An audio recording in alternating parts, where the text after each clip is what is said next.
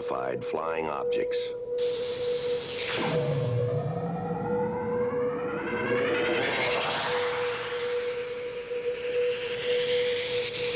Are they proof that we are being visited by civilizations from other stars?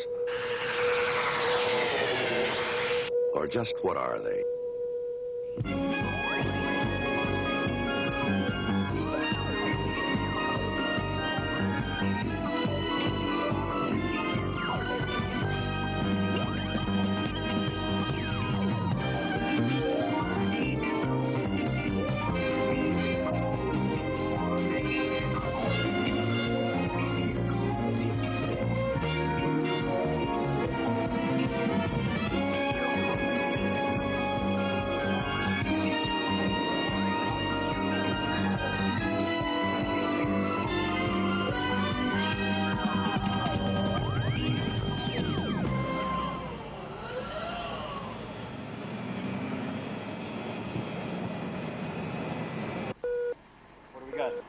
Not much.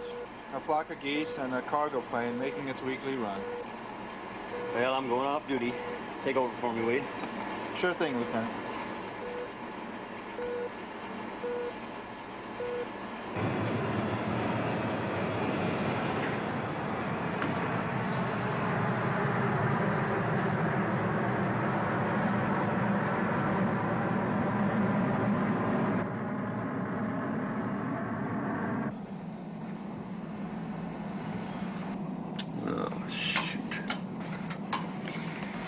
Well, that's the kind of talent you get when you hire a correspondence school navigator. Don't blame me. I'm not his daddy. He's only my nephew. All right, you guys, knock it off. Oh, by the way, Uncle Don, don't forget, you owe the beers when we get to Fairbanks. I believe it's 4 beers. 4 beers. Right, Tim. And I always pay my bets. That's right, especially when I'm there to help enforce it. He's a little strange.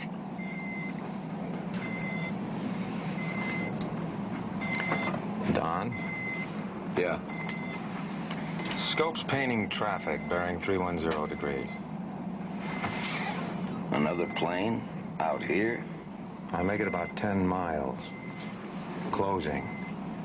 Should be dead ahead. Don't see a thing. Well, we're in a double inversion situation. Could simply be a phantom radar return. Yeah? Well, what do you call that?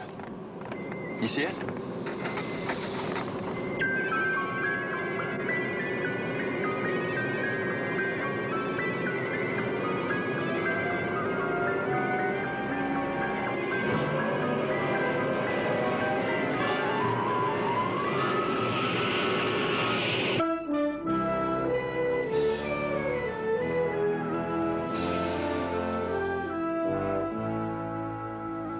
That doesn't hurt, does it?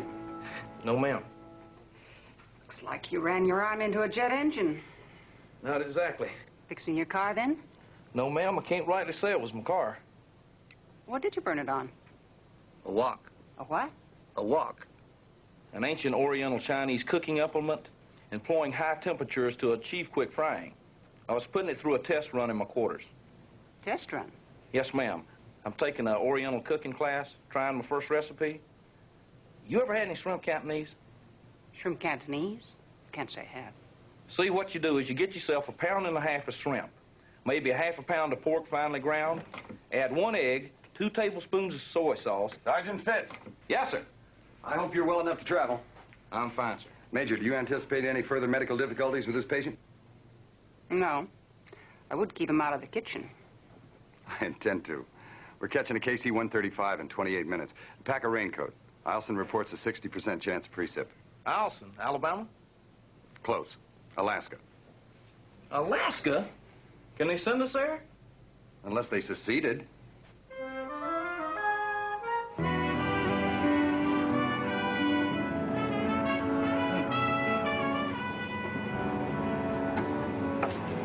Well, nothing wrong with that radar antenna. Zinni, you're sure? If the scope painted something, there was something there. Well, that helps some, I guess. Zinni, what I don't understand is this voice recorder breakdown. These units are self-contained. They're almost foolproof. Tim, like I said before, on these older ships, sometimes happens. Equipment wears out. Anyway, if you were figuring on listening to the audio of yesterday's flight, forget it. Tape's blank. Zinni, I appreciate this. Anytime.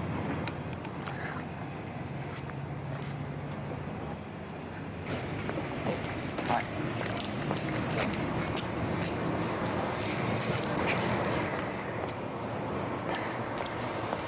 I thought we were having lunch. I know. I called from the restaurant. They said you were busy, but would call right back. Tim, that was a half hour ago. Sweetheart, I'm sorry.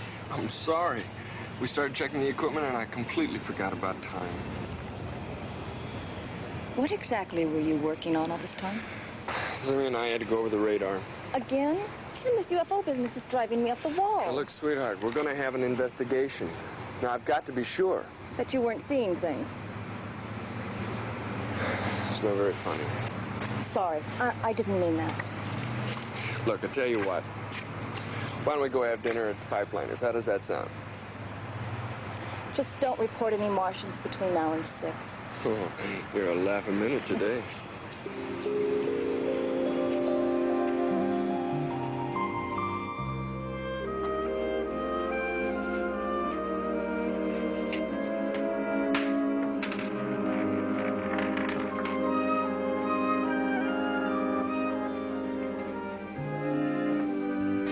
What do you want? Cream and sugar? No, thanks. Tim's taking that plane apart. So what? He's a flight engineer. Aircraft maintenance. That's his job. This isn't maintenance, and you know it. He's filed a UFO report. I think maybe you and I had better talk to him about this. Now. Worth, what's this I hear about Jenkins seeing a flying saucer yesterday and on company time? Relax, Lou. The kid got a little excited by a weather balloon. Yeah? Well, he's not the only one who's a little excited. You know, the Air Force is sending a couple of guys up here, all the way from Wright Pat in Dayton. Now, he's your nephew. Talk to him. We don't want a lot of trouble. Lou, there won't be any trouble. Yeah, I hope not. If you guys ain't flying, you don't make money. And I don't make money. By the way, Worth, knock off your check flight for this week, huh? Roger. You know, I gotta do everything around here.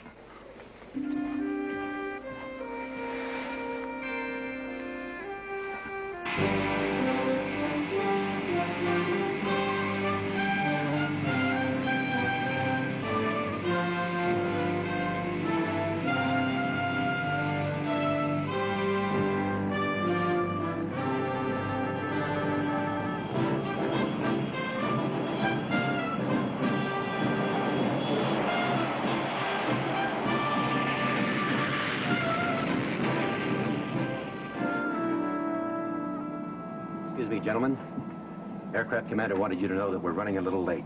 Problems? No, sir, no problems. Just a short side trip. SAC command post has ordered us to refuel a B-52 that's on a mission to the polar region. As soon as we fill her up, she'll be on her way. You'll have to strap your chutes on during refueling. It's routine procedure. You the boom operator? Right. Sergeant Billy Hansen at your service. Well, I've got a customer waiting, so you're welcome to watch the show over my shoulder if you want. Rendezvous in 5 minutes. Let's go. Be fun to see it from this end for a change.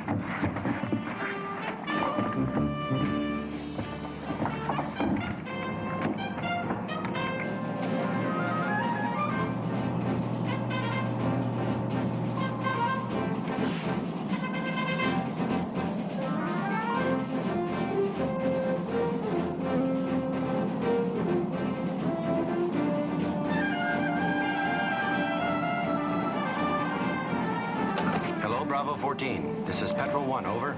Roger, Petrol 1. Bravo 14. Closing. Roger, Bravo. Just felt your bump. Standing by for connect. Roger. Coming up now. Reading all lights. You're right in there, Bravo. Ease her forward a bit.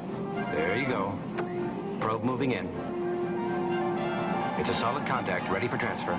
Roger, Petrol. Fill her up. Bravo 14, Petrol 1 aborting. Boom up. You've backed off too far, Bravo 14. Roger, Petrol 1.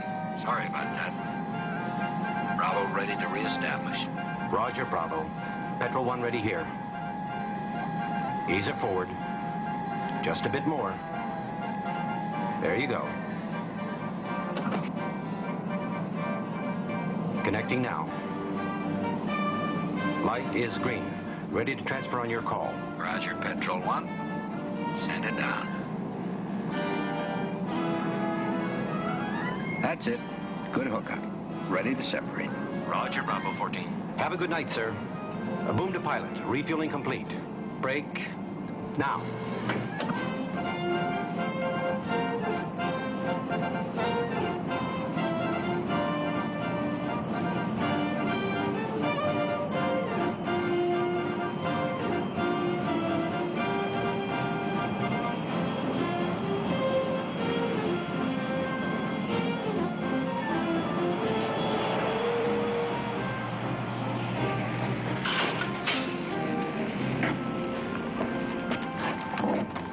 That was some show.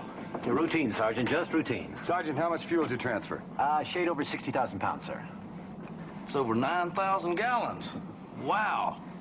Did he have a credit card? No, he's a good customer. We trust him. We'll bill him at the end of the month. He would have saved 5 cents a gallon if he had served himself.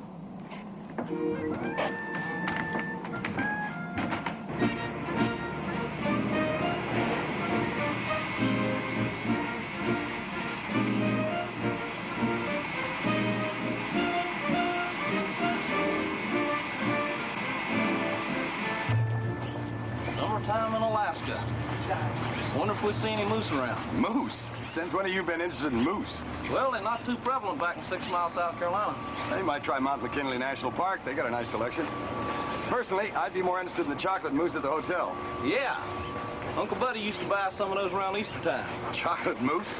Oh, yeah, chocolate ducks and bunnies. It was super. Hide them right there in the grass, huh? Oh, no, it'll be right there in that Easter basket, right in between those jelly beans and Easter eggs. You know, I sort of miss coloring those Easter eggs. I bet you do. Where we heading, sir? Base operations. Got a long-distance phone call to make.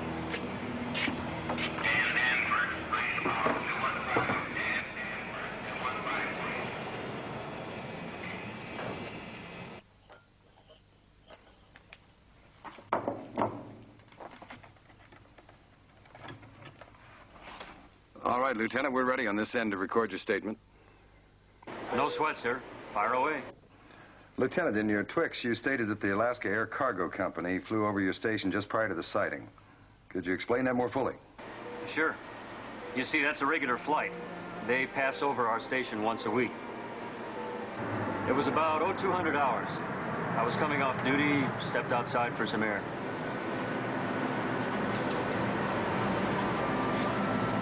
I was just about to turn in.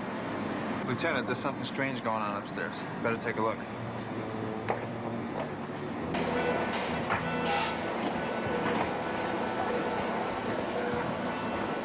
It started a minute ago. We were tracking flight 903. Suddenly, the second target popped onto the screen out of nowhere. It's been closing with the jet ever since.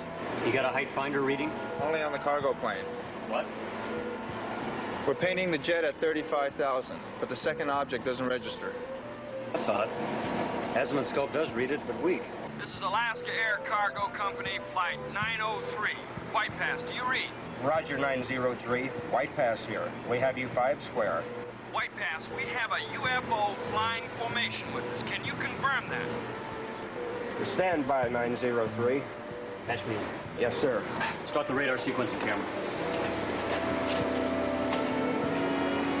Flight 903, this is Lieutenant Higbee, USAF. Who am I talking to? Jenkins, Alaska Air. Jenkins, we confirm the second object. What do you see out there? It's round. No, a disc. Very bright. Gold with something like diamonds all over it. It's off our nose at 11 o'clock. Can't shake it. It moves in fast on us and then flies away. Say again? I said we can't shake it. Wait a minute. Good Lord, it's going to hit us. 903, come in. 903, what is your status? 903, come in. He's off the air.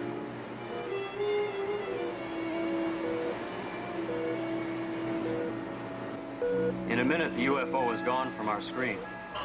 Later, we regained contact with 903. They landed safely in Fairbanks. Lieutenant, can you send us a set of your sequencing camera photographs? Of course. I'll have prints and dupe negatives to you on our next chopper resupply flight. You know, I've always laughed at flying saucer stories. Gentlemen, wait till you see the photos.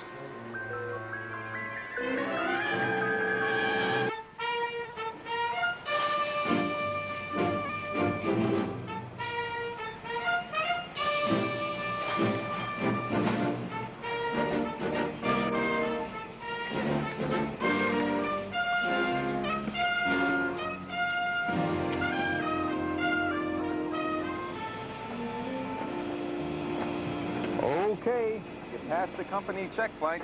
Good. I'll have Perino file this. Thanks, Mac. You're welcome.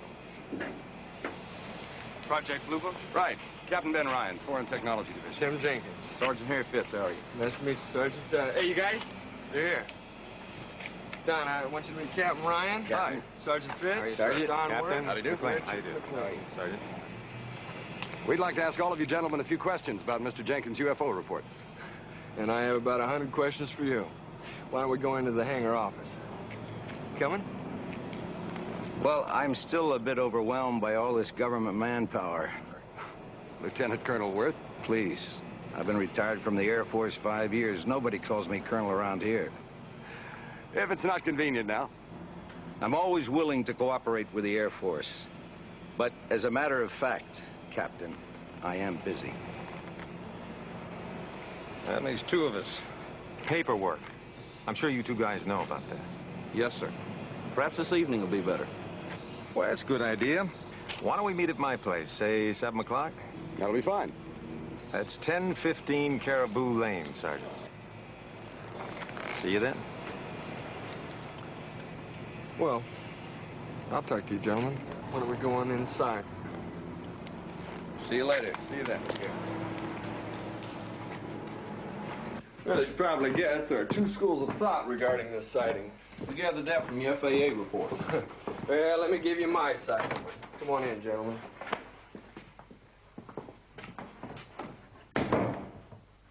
Well, it started out as a routine flight. We picked up a load of oil pumping equipment in Great Falls, Montana. There was a 5-hour flight ahead of us, 2,000 miles right straight across the middle of nowhere. It was a relatively clear night, a couple cloud decks well below us. Earlier in the evening, I remember seeing the moon and the stars now and again. We were in and out of Cirrus. There was the usual small talk just to pass the time. And then, just as we were crossing the Yukon border... Don? Yeah? Scope's painting traffic on Northwest. Another plane out here? I make it 10 miles. Closing fast. Well, that puts it dead ahead. Don't see a thing. Well, we're in a double inversion situation. Could simply be a phantom radar return. Yeah, well, what do you call that?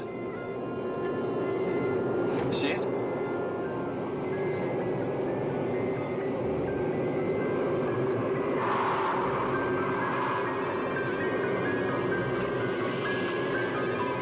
What is it? How the hell do I know?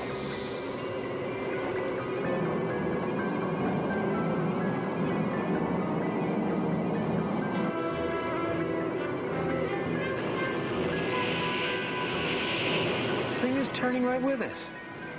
Tim, get on the radio. Call White Pass. You're in range. This is Alaska Air Cargo Flight 903, calling White Pass. Do you read me? Roger, 903. White Pass here. We have you 5 square. White Pass, we have a UFO flying formation with us. Can you confirm? 903, stand by. Stand by? Who's he kidding? Shut up and help me fly this bucket.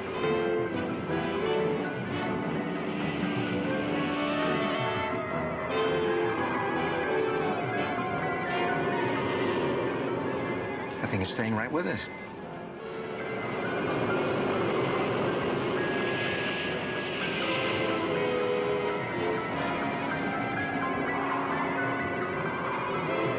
One more pass and he can ram us.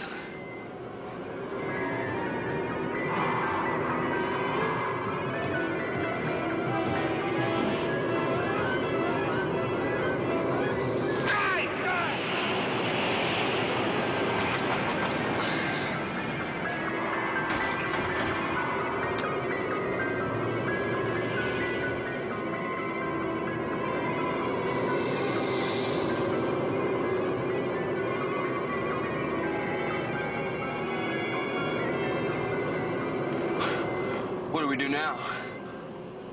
Don't ask me. We can't outfly it. Look.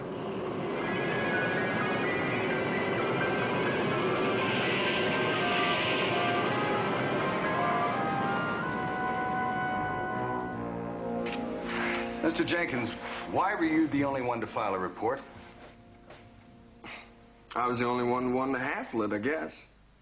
You see, when we got back into Fairbanks, we got into a bit of an argument. What are you so afraid of? It's a very simple problem. All you do is pick up the phone, call FAA, and they do the rest. Tim, look at the consequences. Okay, we tell the world we saw a UFO. Tomorrow morning, it'll be in the funny pages from Fairbanks to Anchorage. TV reporters will be chuckling about it in prime time. We wade through red tape and flying saucer nuts for the next month, the next year. Uncle Don, that's not... Forget it. I have. Don. He was flying planes before you were born. He knows what he's talking about. Think it over. Well, your uncle's attitude isn't that unusual. In some ways, it's very typical. Typical or not, it just kept bugging me. I mean, I couldn't eat, I couldn't sleep. My wife was constantly upset. So, I finally turned in a report myself. At least you got the cockpit voice recorder to back you up. I'm afraid I don't. Why? Where is it? It's blank. Blank? There's not a sound on it. I guess it's my word against theirs, huh? Maybe not. We're expecting radar photographs from White Pass radar station. They should tell us a great deal, one way or the other. Oh, I hope so. Here's our phone number at Eielson. You call us anytime you want to talk. All right. Thank you. I will. Captain, let me ask you a question. Have you ever seen a UFO? Once, a long time ago. Yeah. Did you ever find out what it was? No, never did. Great.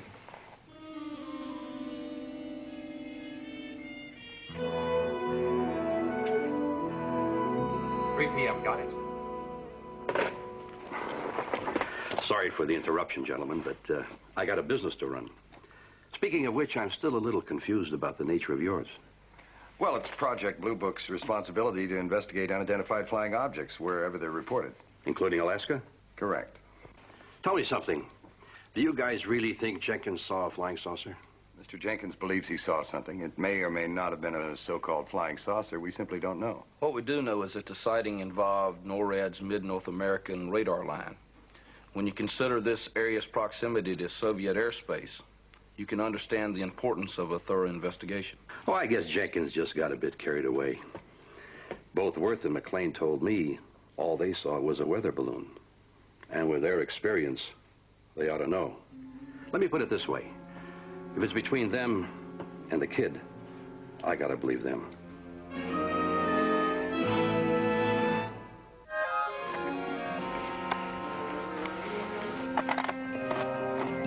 Don, how are things?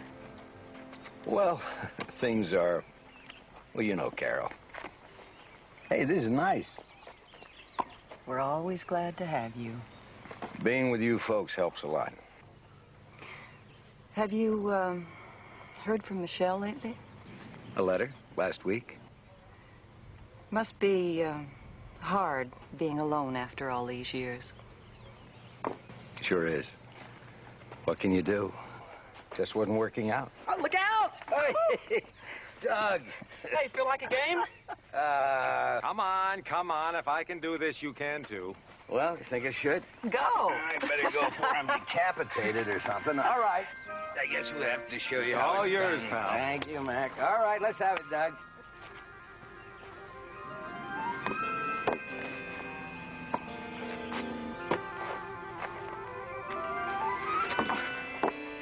Maybe you need glasses.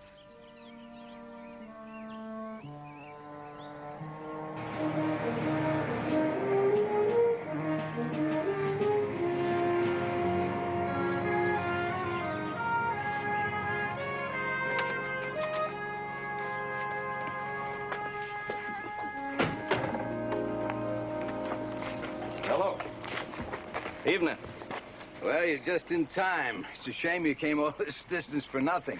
Are you the flying saucer guys? You might say that. Captain Ryan, Sergeant Fitz, may I present my wife, Carol? Carol? How do you and do? my son, Doug. How do you do, How are Doug? you? I think we can talk right over here, if you mind. Fine.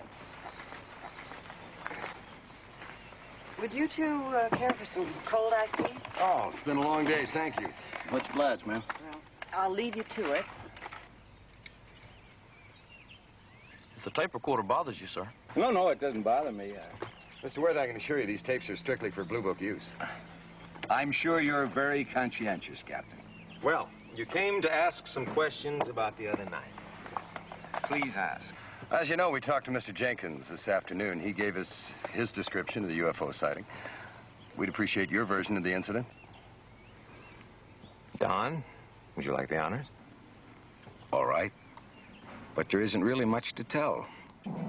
We were on our weekly flight to the lower 48. Weather conditions were pretty fair. Visibility slightly impaired by cirrus. 50-knot quartering headwind.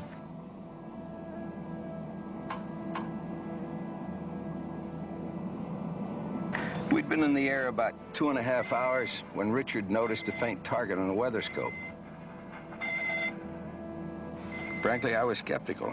I know we had a temperature inversion situation. We were in and out of layered cirrus. You know how it is with those ice crystal formations. We looked for the target. At first, all I could see were stars overhead once in a while.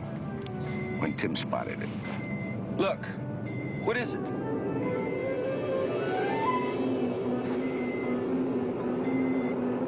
I don't know. Whatever it is, it's hardly moving.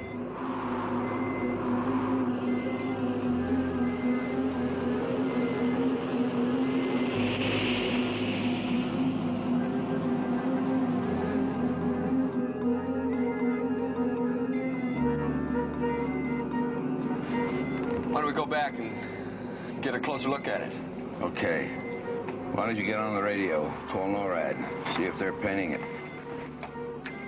I have to admit we were all curious. I put the ship into a turn. As we moved toward it, we were excited, especially Tim. By the time he made radio contact with White Pass, he was pretty worked up, and I guess you'd have to say he exaggerated things, because when we closed with the object, it became obvious what it was. A weather balloon.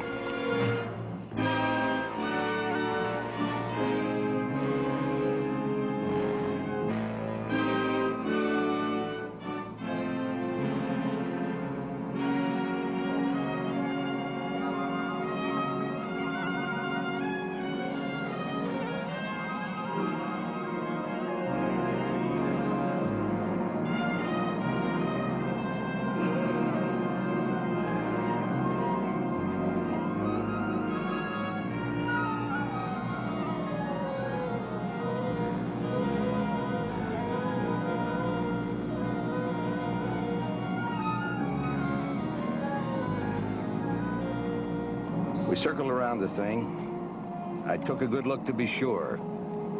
Then we returned to our original heading.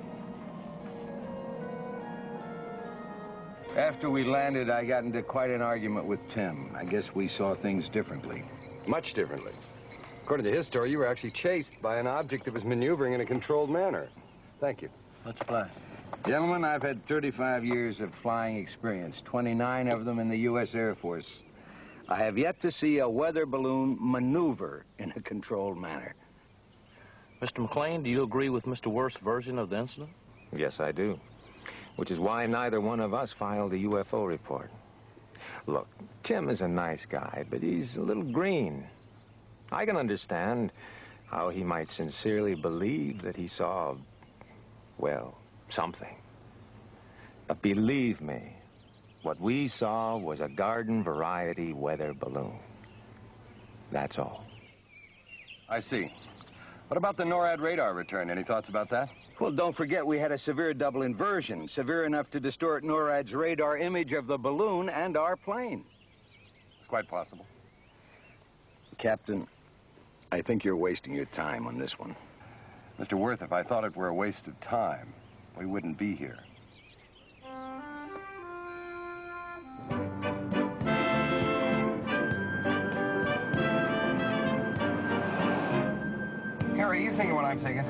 I sure think I am, sir. We know there weren't any weather balloons within 500 miles. Well, even if there had been, observation time of a balloon practically motionless, give or take 50 knots, why they wouldn't have had that thing in sight for more than a second or two? That's all, sir? They were flying at Mach 0.75. That's about 800 feet per second. They'd have been lucky to even recognize a balloon at that speed. Maximum diameter of a balloon at that altitude is no more than 10 feet. Single white light for theodolite tracking. Then why would two experienced pilots concoct a story like that? Wouldn't they realize it wouldn't hold up? Why? You got me. Unless they had something to hide.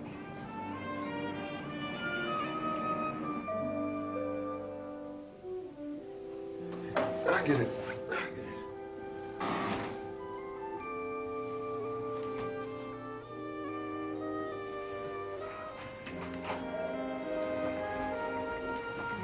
All right, I'm coming. Come on. Tim, mind if I talk to you? No, come on in, sit down. Well, I'm sorry to bother you at this hour. It's okay, don't worry about it. What you want to talk about? Well, I think you know.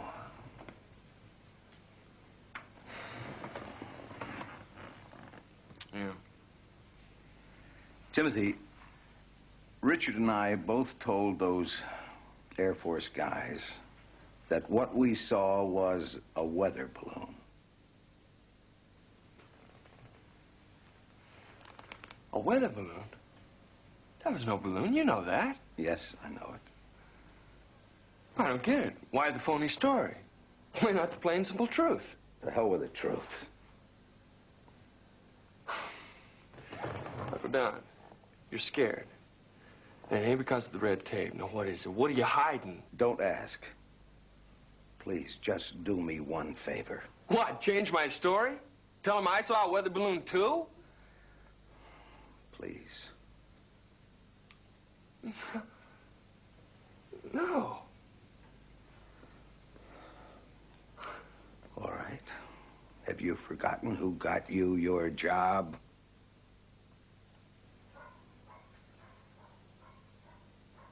Don. Why? Why? It's simple. I can't see anymore. I'm half blind. My depth perception is shot. I mean, so what if I can't catch a ball? So what if I drop dimes into thin air? I know how to fly a plane. My safety record is perfect. 15,000 hours in the air, and now some jerk air regulation says I gotta quit. Well, I'm not going to. Flying is all I know. It's the only thing I have. Timothy, you've got to help me. Those Bluebook guys are asking a lot of questions.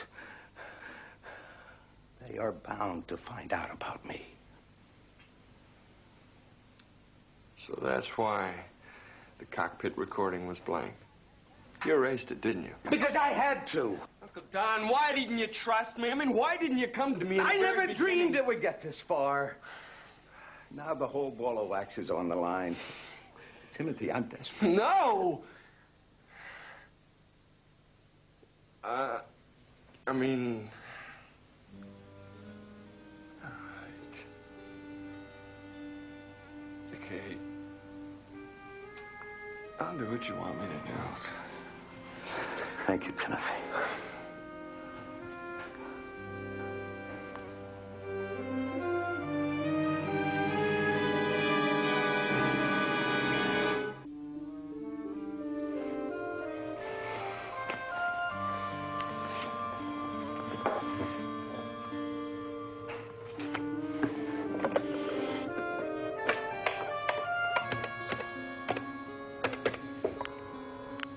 Mr. Jenkins.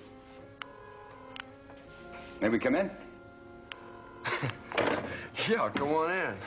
I was just trying to call you. No? Gentlemen, I've had a chance to think over my UFO report since the initial excitement. I'm sorry, I think I've created a lot of unnecessary problems. How so? Well, I guess I exaggerated a heck of a lot. Oh? You see, I haven't been flying for that long. And I guess I have a lot to learn.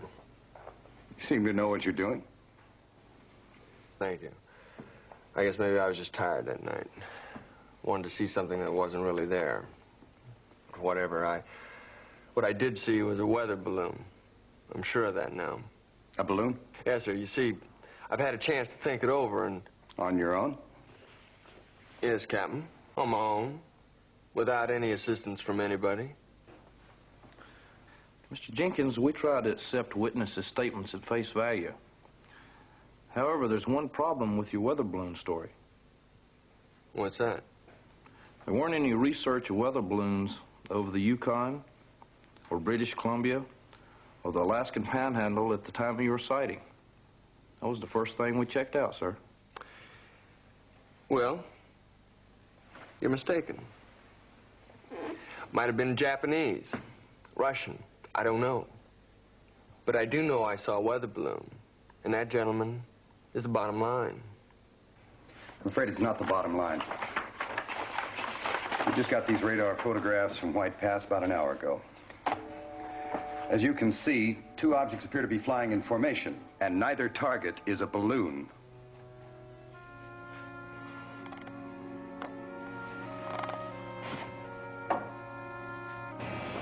It just doesn't track.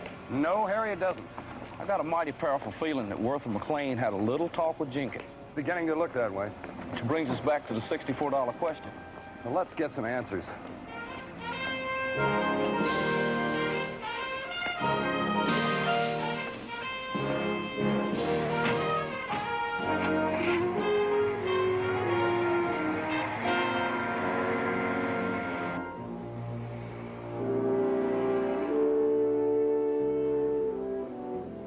I'm cleared with the FAA to release certain medical information to Bluebook.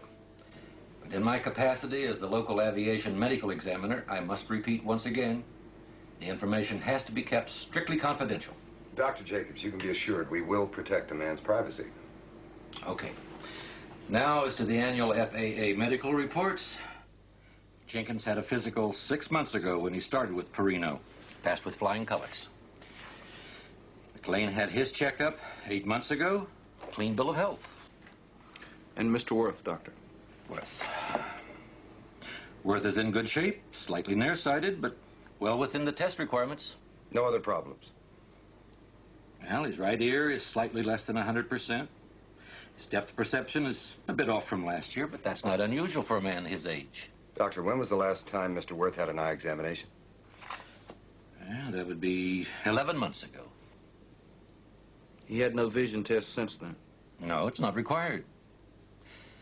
I'm sorry, nothing dramatic. Is that all I can do for you?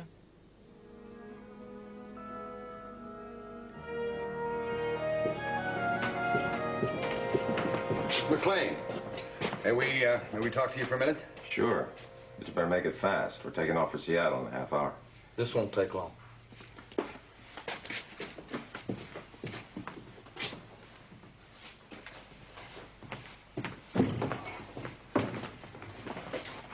Well, we understand that you're Alaska Air Cargo's check pilot. Have been for years. Have you checked on Worth's flight proficiency lately? Yeah, earlier this week, as a matter of fact. What did you find, sir? He checked out fine. Don is a very good pilot. One of the best. Ask anyone. Yeah, we have.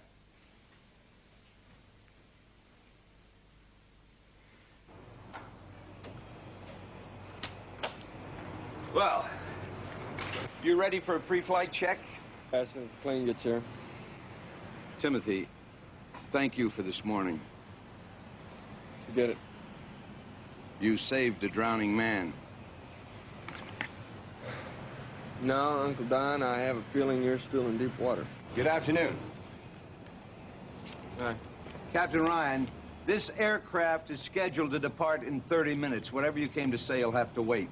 Mr. Jenkins, you filed a UFO report presumably because you wanted some honest answers. You wanted to understand what it was you encountered over the Yukon. You wanted us to get at the truth. Haven't you? That's for you to decide. Now, we can't prove you did not see a weather balloon that night. If you want to maintain that you did, then we'll leave it at that. What we can prove is that this case involves a serious matter of air safety. Captain, if you've got an accusation to make it. Mr. Worth, it's our opinion that you're not qualified to pilot this aircraft. I don't have to take this garbage from you two. What gives you the right to pry into civilian affairs? Absolutely nothing, unless someone specifically requested. Mr. Jenkins did request an investigation. Now, we can't turn that off just because we uncover something you don't like. What's that supposed to mean? I think you know. We can't force you to have your eyes examined. It's out of our jurisdiction. But I'd bet a month's pay you've got depth perception problems. Problems serious enough to jeopardize the lives of your entire crew. Well, you're entitled to your opinion.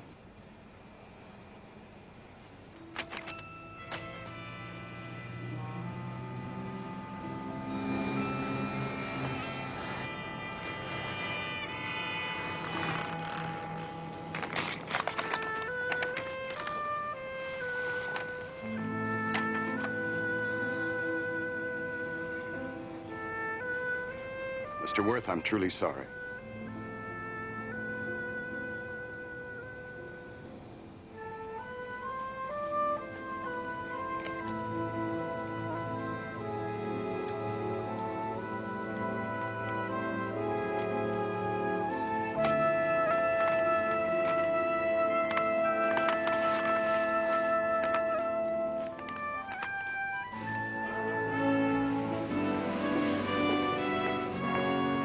Captain, you figure we'll ever really know what those folks saw that night? Not until they get their story straight. I don't think that's about to happen. I know one thing. One of these days, Don Worth's going to drive his landing gear through the wings or flare for a landing 200 feet too high. Being grounded after a lifetime of flying, it's going to be tough to live with. Comes to the territory. Question is, can Worth accept it? You know, all this makes me wonder how I'll feel when it's my turn to quit. Will I ever do what Worth's doing?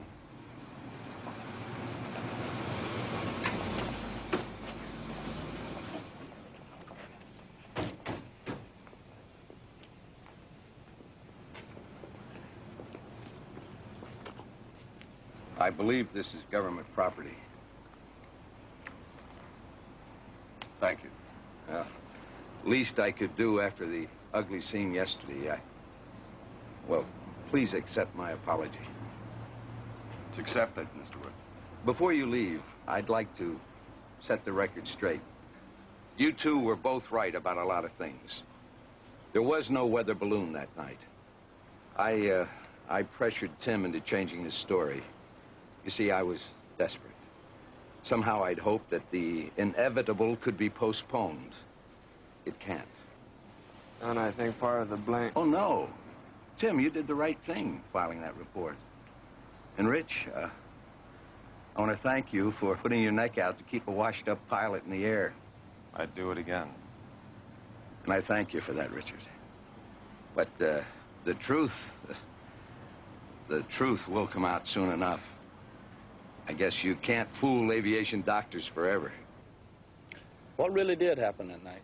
Just the way Tim told you, down to the last detail.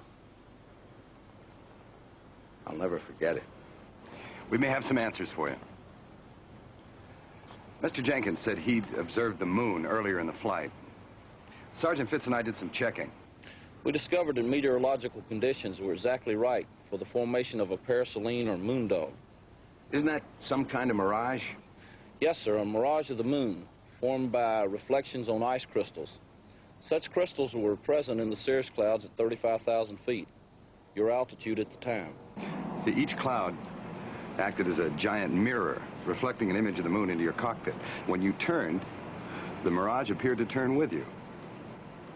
Now, the density of each layer of cirrus was different, so the apparent position of the object changed. Now, when a cloud increased in size, the object appeared to move closer, but really stayed at the same distance from the aircraft and in the same relative position. Now, the illusion would have been especially convincing because you all experienced autokinesis, quite common under these circumstances. The moon would have been just out of sight of the cockpit. All right, say we did see a moondog. How do you explain the radar? Anomalous propagation. Freak radar return. It's true a NORAD station did paint two radar images at the same time on their azimuth scope. However, the station observed only one object on its height finder, your plane. Remember, you're flying in a temperature inversion situation. Even a flock of geese at a much lower altitude could have been transformed into an electronic UFO. And NORAD tells us that subsequent photo studies indicate the two targets were several miles apart, not several hundred feet. Wow. It all sounds very impressive. Makes sense. But I know what I saw, and I didn't see a mirage. Shot down by a flying saucer. What a way to end a career. I think maybe you were lucky. Yes, sir.